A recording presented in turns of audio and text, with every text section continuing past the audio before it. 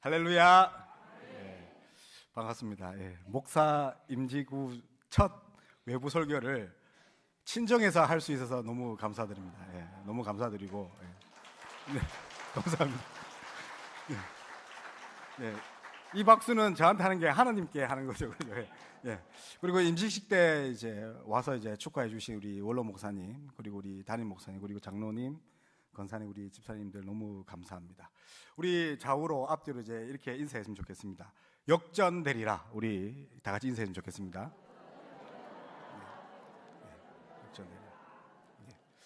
역전입니다. 오늘 여러분과 함께 말씀 나눌 것은 역전입니다. 우리의 삶의 역전이고 영적인 역전입니다. 그래서 요한복음 20장 19절에서 23절 말씀으로 역전되리라. 이 역전이라는 말이 드라마틱한 말이 아니라 성경에 그렇게 말씀하고 있습니다. 창세기 1장 1절이 역전입니다. 그리고 요한계시록 마지막 절도 역전입니다. 그래서 이제 부활절을 이제 지나고 우리 첫 주일날 그 설교가 이제 역전이라는 것입니다. 어떤 분은 이제 부활절 지나서 첫 주일이 이제 60번째 혹은 70번째 만든 분도 있지만 오늘 처음인 분도 있습니다. 여러분의 그 부활절 첫 주를 맞이한 여러분의 기분은 어떻습니까? 오늘 우리 이제 성경을 보면 부활을 직접 목격한 자들의 반응들이 나옵니다. 한번 보여주십시오. 공교롭게도 이제 그 사복음서 뒤에 맨 마지막 장에 나오는 주제가 무엇입니까? 예수님의 부활과 그 부활을 목격한 자들의 반응입니다. 그런데 한번 제가 보겠습니다. 글씨가 작지만 제가 읽어보겠습니다. 마태복음 28장 맨 마지막 장에는 이렇게 되어 있습니다. 빨간 글에 그 발을 붙잡고 경배하니, 그리고 경배하나 아직도 의심하는 사람이 있더라. 그리고 마가복음에도 듣고도 믿지 아니하나니, 그리고 맨 마지막에 역시 믿지 아니하나니, 누가복음에도 눈이 가리어져 그인 줄 알아보지 못하거늘, 그리고 맨 마지막에 어찌하여 마음에 의심이 일어나느냐. 그리고 마지막 요한복음 이제 20장, 21장 앞에 20장에는 예수인 줄 알지 못하더라. 막상 성경에 그런 기자들이 부활하신 예수님을 만났는데 어떻게 합니까? 두 가지 반응이 있습니다. 여자들은 경외하고 제자들은 의심하는 거죠. 어쩌면 우리가 부활하신 예수님을 맞닥뜨리면 우리도 경외와 의심이 이렇게 공존할지도 모릅니다. 그런데 왜 부활하신 예수님을 보고도 의심하는 겁니까? 왜 우리가 의심해야 됩니까? 예수님의 그 제자들에게 한 그 질책 속에 그 답이 있습니다. 한번 보시죠. 질책을 보면 그들의 믿음 없는 것과 마음이 완악한 것을 꾸짖으니 이는 자기가 살아난 것을 본 자들의 말을 믿지 아니함이라. 우리의 모습이라는 거죠. 우리가 예수님이 지금 살아계시고 부활하신 예수님이 우리 가운데 있지만 왜 우리가 두렵고 걱정에 빠지고 왜 우리가 정말 평강을 누리지 못한 이유가 무엇입니까? 첫 번째로 믿음이 없는 것과 마음이 딱딱하게 굳었기 때문에. 그렇기 때문에 눈앞에 닥치는 그런 환경들, 풀어나가야 그 환경들의 모든 것을 뺏긴 채 내 안에 평강이 없는 거죠. 근데 그렇다고 해서 우리를 자책할 필요가 없는 것이 예수님과 3년 동안 제자 훈련을 받은 제자들도 이런 모습이었다는 거죠. 그런데 그런 제자들에게 예수님이 처방전을 내리십니다. 오늘 본문에는 부활하신 예수님이 첫 번째 이렇게 나타나셔서 제자들에게 하신 말씀입니다. 저 같으면 이제 야단을 칠 거죠. 왜 너희들은 두려워 떠느냐? 그런데 그렇게 하지 않으시고 첫 번째 말씀이 무엇입니까?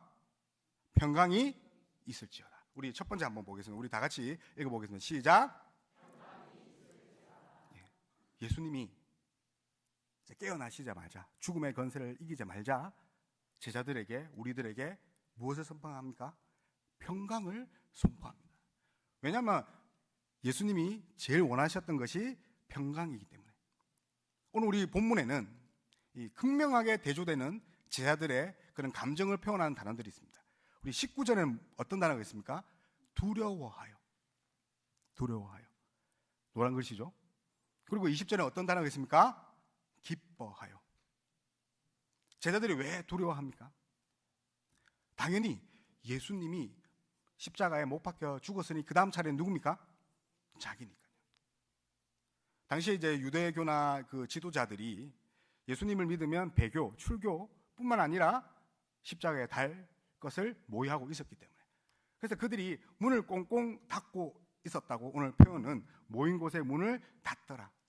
물리적인 문뿐만 아니라 우리의 마음을 닫는 것이 무엇입니까? 두려움이라는 거죠. 혹시 여러분 안에 두려움이 있습니까? 그 두려움은 사탄 마귀가 우리에게 주는 것이요 예수 그리스도가 주는 것이 아닌 줄 믿길 바랍니다.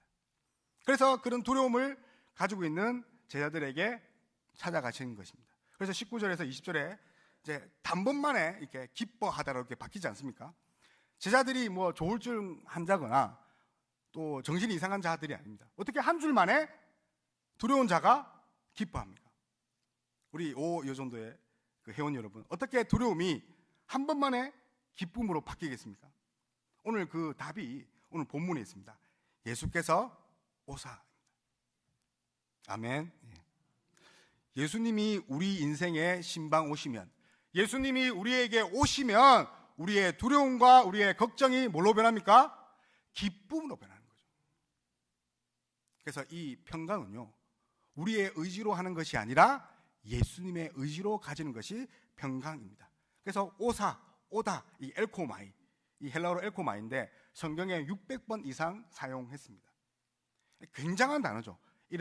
일으켜 세우다, 또 뭐 나타나다. 오늘은 예수님이 이렇게 나타나셨다, 드러내셨다. 보통 이제 예수님과 하나님 나라에 대해서 이야기를 할 때 이 엘코마이라는 단어를 씁니다.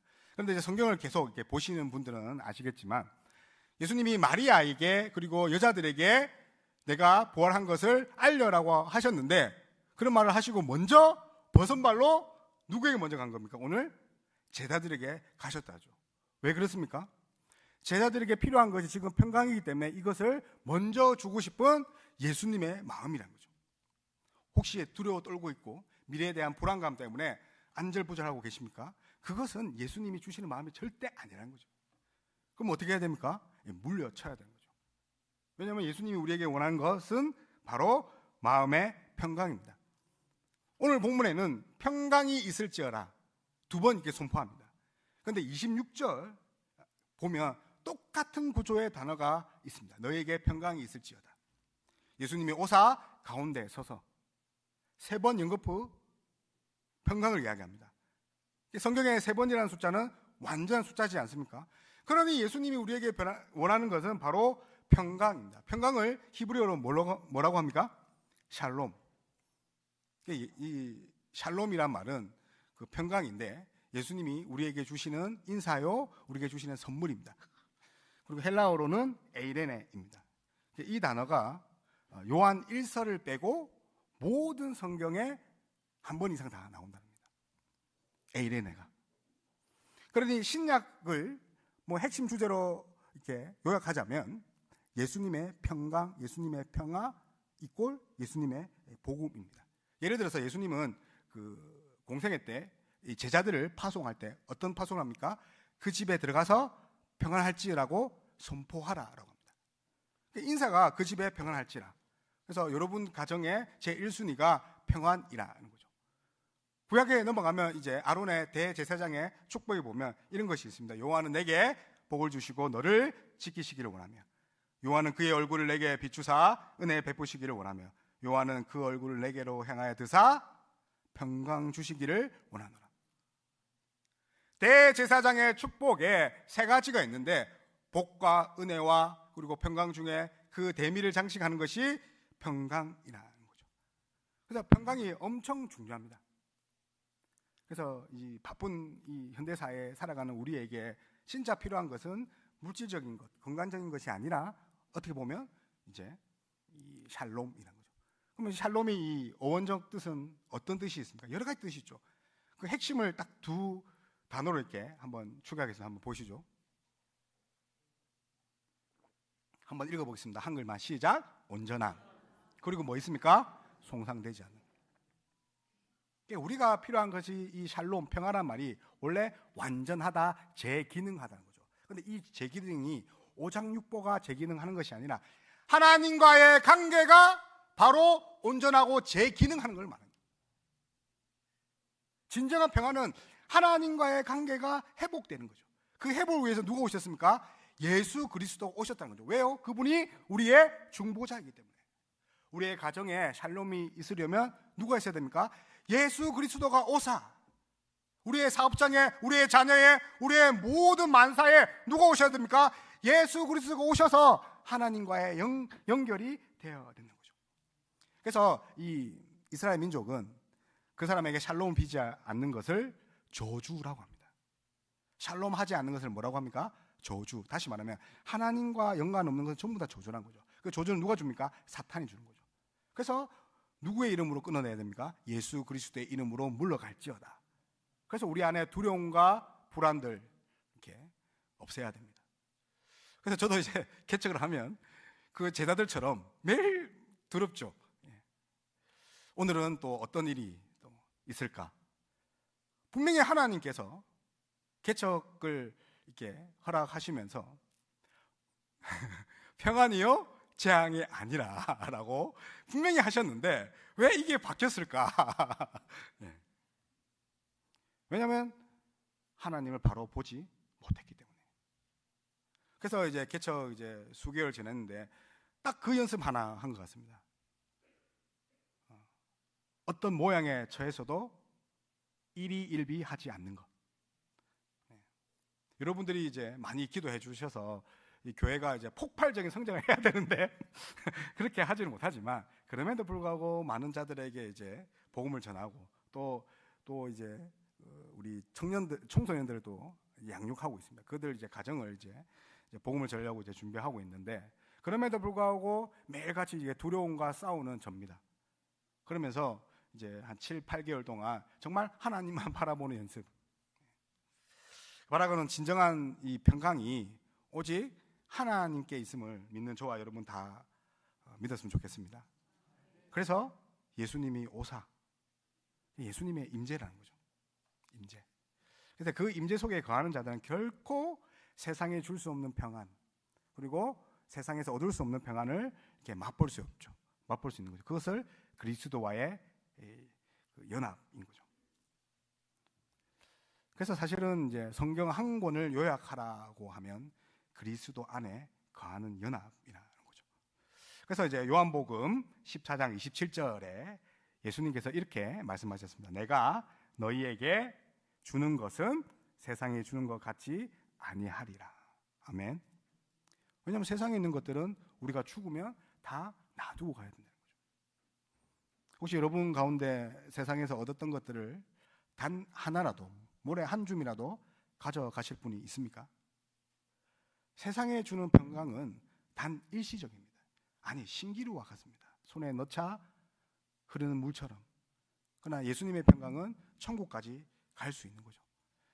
그런데 이 요한복음에서는 이 평강을 뭐와 대조시키냐면, 오늘 말씀 한 번만 더 보여주십시오. 14장 27절에 뒤에 파란 글씨로 읽어봅시다. 시작. 너희는 아멘. 그러니까 평강과 근심과 두려움이 이렇게 배치되는 거죠. 그래서 우리는 어디 안에 소속되어야 되는 겁니까? 여러분, 두려움 안에 소속되어야 됩니까? 아니죠. 예수 그리스도 안에 소속될 때 우리는 평강을 누릴 수 있는 거죠. 그래서 여호와로 인하여 기뻐하는 것이 너의 힘이라.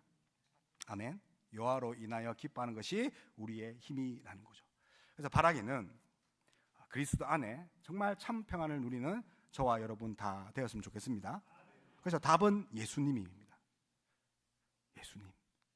어떤 일을 할 때 내 생각과 내 답을 먼저 하지 마시고 예수님이 그렇게 하셨다. 그러면 그냥 예수님 생각이 아니라 뭘 의지해야 됩니까? 말씀을 읽고 해야 되는 거죠. 그래서 이 말씀과 뗄래야 뗄 수 없는 것이 뭐냐면 이 성령입니다. 그래서 예수님은 제자들을 찾아오시거든요. 찾아와서 평강이 있을지어라고 하면서 무슨 말을 합니까? 성령을 받으라 합니다. 우리가 뭐 순복음이라서 성령 받으라 그게 아니라는 거죠. 성령 받으라는 예수님의 말이고 성경의 말입니다. 그런데 이 평강과 성령 그 사이에 어떤 명령이 있습니까? 위임 명령이죠. 우리 오요존대회가 세상에서 예수님의 제자로 나아갈 때에 어떤 것이 해야 됩니까? 성령 충만해야 된다는 거죠. 자기의 의지가 충만하고 자기의 능력으로 충만하면 예수님의 제자가 아닌 거죠. 그건 누구의 제자입니까? 이 세상의 제자인 거죠. 예수님 세상의 제자를 단 한 명도 사용하지 않습니다. 그래서 성령 충만한 5 요정도에 됐으면 좋겠습니다. 그래서 우리 한번 읽어볼까요? 우리 21절과 22절 우리 다 함께 읽겠습니다. 시작. 예수께서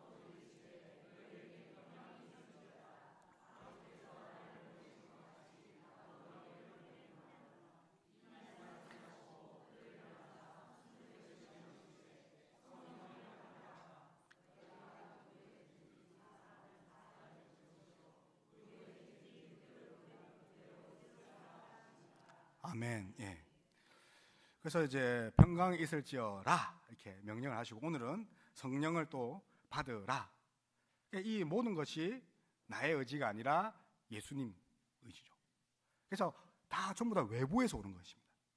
그러니까 우리 안에서 생겨나는 것들을 이 주관적인 것이라면, 다시 말하면 감정이죠. 그래서 성령 받았다는 것은 우리가 눈물 흘리고 뭐 이렇게 감동받아서 그럴 수 있지만 우리 안에서 나타나는 것이 아니라 외부에서 왔다는 거죠. 외부에서 왔다는 것은 객관적입니다. 다시 말하면 믿음은 객관적인 거죠. 객관적. 그래서 내 생각에는 그렇다가 아니라 외부에서 오셔야지 이 객관적인 믿음입니다. 요한복음의 주제 중에 하나가 아버지가 아들을 세상에 보낸 것이 주제입니다. 왜 우리 예수님께서 우리에게 오셨습니까? 아버지가 예수님을 그 세상에 파송한 같이 우리도 이제 파송하기 위해서 오셨다는 거죠. 그런데 오늘 보면 아버지께서 나를 보내신 것 같이 과거의 일입니다. 그런데 나도 보내겠다. 이 과거의 일이 지금 또 우리에게 여전히 효력 있고 유효하다는 거죠. 그런데 이 제자들을 아버지가 보낸 것 같이 나도 보내겠다고 하는데 그냥 맨발로 맨손으로 보낸 것이 아니라 뭘 싸서 보내줍니까? 성령을 바리바리 싸서 성령을 덧입혀서 보내주신다는 거죠. 그래서 직분이 있는 곳에 무엇도 있습니까? 은사도 능력도 있다는 거죠. 아멘. 그래서 5 요전도를 감당할 수 있는 분은 우리 스스로가 아니라 누가 감당하게 해주십니까? 하나님이 그렇게 은사를 주신다는 거죠. 그래서 이제 임직 예배를 드리고 있는데 저는 뭐 예배 시간 잘 울고 그러지는 않습니다. 왜냐하면 이제 뭐 그렇게 뭐 예배가 은혜가 돼서 안 돼서 그런 것이 아니라 웬만하면 이제 객관적인 그런 이제 마음을 다스리려고 이제 이렇게 울지 않거나 감정을 그렇게 동요하게 하지는 않습니다. 그런데 이제 8개월 지내서 이제 지난주 월요일이죠. 이제 임직 예배를 드리는데 이 앉는 순간부터 계속 눈물이 나더라고요. 그래서 왜 날까? 내가 너무 힘들어서 그런가? 그렇게 이제 아니 힘들지도 않았는데 왜 그럴까? 그래서 이제 계속 이제 있는데 그래서 이제 이거 하나님 이거 내가 이제 어떻게 이제 감당하겠습니까? 이제 이거 물리치지도 못하고 이제 니마 그 강을 건너지 마오 했는데 강을 건너버렸는데 이제 앞으로 어떻게 합니까? 게다가 이 엘샬롬 교회뿐만 아니라 또 이제 어정부에 있는 교회 그 9년 된 개척교회로 이제 가게 되는데 거기서 내가 뭘 해야 됩니까? 하나님이 전화 주셔서 그냥 예스 하고 이제 응했을 뿐인데 이제 왜 자꾸 이렇게 하십니까? 라고 하니까 계속 그래가고 있었죠. 그래서 저는 목사 안수 임직에 대해서 그렇게 의미를 부여하지 않았습니다. 사실은 또 힘들구나. 왜 내 인생은 이등병일까? 40 넘어서 신학을 해서 이제 여러분이 알다시피 15년 동안 이제 원장을 이제 15년 동안 이제 사장을 했잖아요. 그런데 이제 전도사로 갔단 말이에요. 이 우리 고신의 전도사는 사도 바울도 전도사가 될 수밖에 없는 구조잖아요. 그러니까 저는 말짱 1등병, 2등병부터 시작했는데 그래서 이제 다행히 이제 정영규 목사님 밑에서 전도사부터 목사까지 왔잖아요. 잘 컸단 말이에요. 그런데 또 이제 개척을 하고 개척에 또 살만하고 이제 적응할 만한데 또 오정부를 보내시는데 하나님 이거 왜 그러십니까? 하나님 평안이요 재앙이 아니라 했는데 미래고 희망이라 했는데 왜 저한테는 계속 이런 길을 가게 합니까? 처자식과 자식을 부셔야죠 라고 하면서 눈물이 나는데 그 순간 이제 어느 분이 진짜 이렇게 따뜻하게 뒤에서 감싸 주시더라고요. 감싸 주시더라고요. 너무 감사한 거 있죠. 그 순간 저 안에 있는 독소나 쓴뿌리나 불만의 불평들이 싹 녹더라고요. 직분 주신 곳에 은사도 주시구나. 예수님이 능력 주시는구나. 그걸 이제 임직식 때 정말 크게 깨달았습니다. 바라기는 그 직분 주시는 곳에 두려워하지 마시고 직분 있는 곳에 무엇이 있다고 믿어야 됩니까? 하나님의 은사, 능력도 주신 걸 믿는 저와 여러분 다 되었으면 좋겠습니다. 그래서 오늘 본문 보니까 이 성경 전체에 딱 한 번만 쓰는 문법이 있습니다. 수요법이라고. 걔가 받으라. 오늘 성령을 받으라. 성경에 한 번밖에 안 썼습니다. 그래서 이름을 뭐 이렇게 하나 이름 적기 위해서 수요법이라고 했는데, 이게 이제 헬라어로 남바노의 수요법 형태로 이제 라베테라 해서 그 어떤 우리가 이제 데이터 전송할 때 10% 로딩 중, 20% 로딩 중, 90% 로딩 중이 아니라 이 람바노라는 단어는 즉각적으로 칼같이 임하는 걸 말합니다. 예수님 우리에게 능력 주실 때 찔끔찔끔 네가 하는 거 봐서 10% 주고 20% 주고 아니라 그 즉시 칼같이 임하는 게 성령의 능력이라는 거죠. 그러니 우리는 걱정 근심 없이 어디에 집중하면 됩니까? 하나님이 시킨 일에 집중하면 되는 거죠. 그런 요 정도에 됐으면 좋겠습니다. 예. 엄마로서, 아내로서, 그리고 집사로서, 건사로서, 그리고 직장에서 여러분 어떻게 감당해야 됩니까? 성령의 능력으로 감당하면 되는 거죠. 예. 세상 사람들은 자기의 재능과 스펙과 능력으로 의지하면, 우리는 하나님, 여호와 하나님이 나의 능력임을 믿는 저와 여러분 다 되었으면 좋겠습니다. 그래서 수요법을 쓰고 나서 그 뒤에 또 어려운 문법이 가정법을 씁니다. 만약 뭐뭐 하면 뭐뭐 해라. 네가 만약에 용서를 구하면 그 집이 용서될 것이고, 네가 그 집에 용서를 구하지 않고 그들이 받지 않으면 그 집은 용서받지 않고 그대로 죄인처럼 살 것이다. 어떤 권세를 줍니까? 제사하는 권세. 이 제사하는 권세는 우리가 뭐 대단한 것이 아니라 그 가정이 나를 인하여 어떻게 된다는 거죠? 어려워진다는 거죠. 죄의 심판을 면하는 방법은 딱 한 가지입니다. 어려워지는 것. 근데 우리가 어려워지는 것이 아니라 예수 그리스도 믿음으로 말미암아 우리가 어려워지는데, 그 여인은 오직 예수 그리스도. 근데 그거 인하여서 우리가 죄인에 벗어났는데, 이 일을 누가 한다고요? 제자들과 우리가 한다는 거죠. 다시 말하면 우리를 통해서 누가 어려워집니까? 내 가정과 내 남편과 내 아내와, 그리고 세상 사람들이 나를 인하여서 어려워지는 거죠. 그러기 위해서 어떤 걸 우리에게 주셨습니까? 성령을 주셨다는 거죠. 우리가 이제 성령 받았다. 성령 어떻게 받습니까? 우리가 이제 우리는 순복음이 아니지 않습니까? 그래서 방언을 해야지 세컨 브레싱 이게 거듭난 겁니까? 그렇지 않다는 거죠. 모 교회에 이제 새벽 교회를 이제 매일 갔는데, 거기 가니까 그 교회도 장로교도인데 이상한 아침에 이제 춤을 추시고 또 이상한 또 행위를 하시더라고요. 그게 성령 받은 거 절대 아니라는 거죠. 성령은 그렇게 오는 것이 아니라 성령은 말씀과 함께 오는 겁니다. 그래서 오늘 보니까 이르시되 성령을 받아라.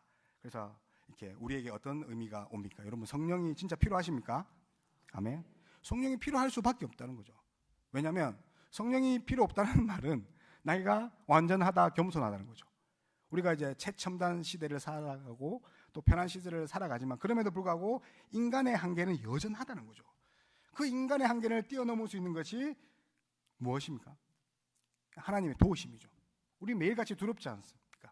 과거에 대한 후회, 미래에 대한 두려움, 이것을 이길 수 있는 것이 하나님이 주신 은혜라는 거죠. 그래서 모든 일을 감당할 때 성령과 함께 이제 해야 되는데, 그러면 이런 이제 질문을 받을 수 있습니다. 그러면 성령을 어떻게 받을 수 있습니까? 이렇게 방언을 해야 됩니까? 안수를 해야 됩니까? 네, 그렇지 않습니다. 이 개혁교회는 성령과 함께 가는 것이 있는데, 그것이 뭐냐면 오늘 우리 대표기도 한 것 같이 말씀입니다. 아멘.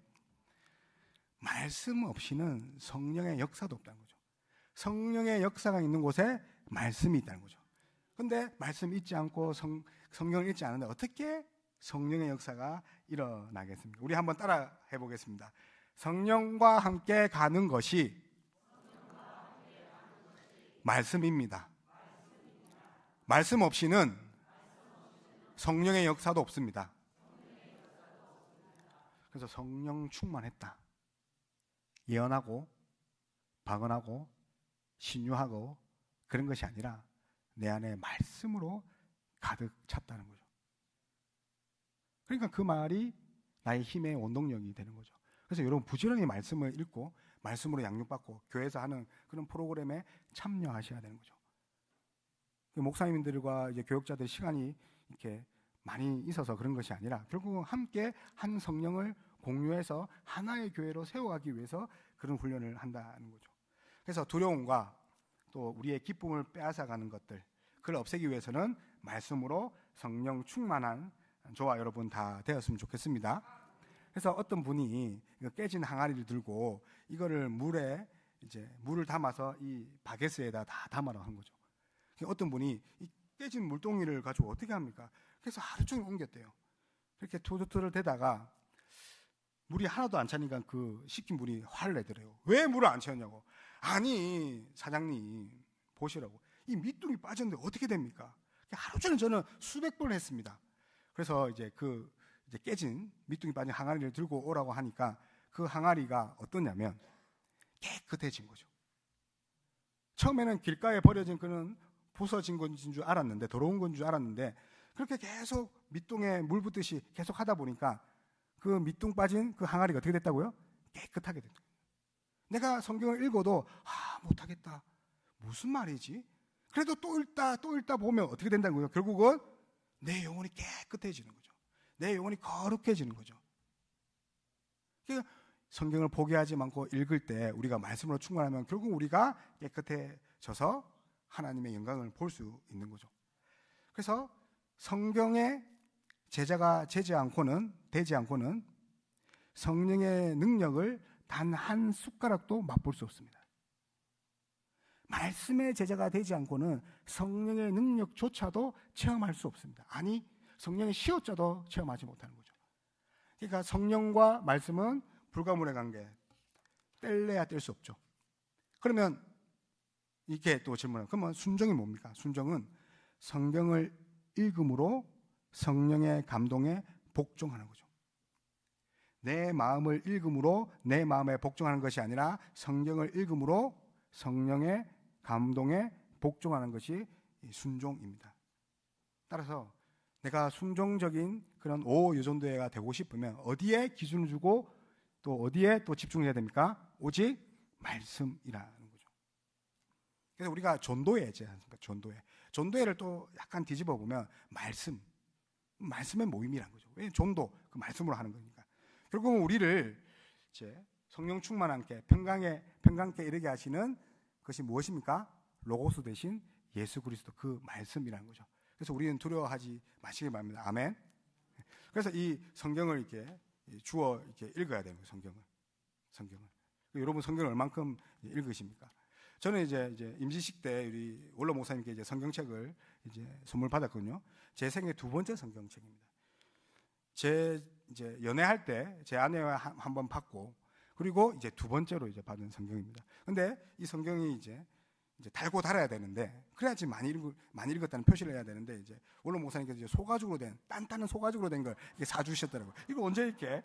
제가 이제 50인데 좀 있으면 제가 은퇴한 지 얼마 남았는데 열심히 읽으라구나. 그러니까 말씀을 읽어야지 네가 사역을 할 수 있다고 이렇게 가르쳐 주신 거죠. 여러분도 마찬가지죠. 자녀를 어떻게 양육하십니까? 여러분 교회를 어떻게 다스립니까? 말씀인 거죠. 바라기는 말씀으로 이렇게 자신을 세워갈 뿐만 아니라 교회도 세워가고 가정도 세워가는 저와 여러분 다 되었으면 좋겠습니다. 성경을 벗어나서 아무리 빨리 가본들 뭐 하는 짓입니까? 그 레일에 벗어난 거죠. 그러나 느려도 울며 절며 가더라도 느리더라도 성경대로 말씀대로 가는 것이 우리 오요전도의 길 소망합니다. 아멘. 우리 마지막으로 이제 칼빈의 말을 한번 읽고 이제 마치겠습니다. 한번 읽어보겠습니다. 시작.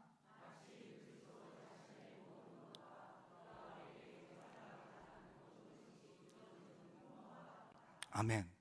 그래서 칼빈은 이 성령님을 놀라운 교환이라고 합니다. 생각해 보세요. 여러분들이 우리 이제 유치부 아이들의 물건과 여러분들의 그 지갑이나 백을 바꿀 수 있습니까? 못 바꾼다니까요. 그 뭐 얼마 애들 거 뭐 종이 한 장 색종이 만들어서 바꿔주세요. 이러고 바꿉니까? 휴대폰이라 바꿉니까? 바꿀 수 있으면 오늘 저희 아이 시켜서 저희 아들 그 오늘 색종이 많이 들고 왔거든요. 색종이 500장과 여러분들의 가방과 휴대폰을 다 바꾸겠습니다. 안 되잖아요. 그런데 성령님께서는 감히 하나님 것과 우리 것을 이렇게 교환하게. 칼빈은 놀라운 교환이라고 합니다. 그러기 위해서는 무엇이 필요합니까? 성령 충만함이 있어야 되는 거죠. 그래서 내게 능력 주는 자에게, 그죠? 못할 일이 없다는 거죠. 사실 이제 우리 요 정도의 사실은 이제 가정에서나 또 직장에서나 또 더군다나 또 믿지 않는 가정이 있다면 남편들이나 또 자녀들에게 얼마나 마음이 아픈가. 그런데 두려워할 필요가 없다는 거죠. 왜냐하면 우리 안에 성령이 있기 때문에. 그 성령이 여러분들을 푸른 초장에 이끄시고 또 그 성령이 우리의 자녀들을 치유하시고, 이 성령을 위해서는 무엇을 읽어야 된다고요? 말씀을 읽어야 되는 거죠. 바라기는 오직 말씀, 말씀으로 내 안에 평강과 또 성령의 충만함을 누리는 저와 여러분 다 되었으면 좋겠습니다.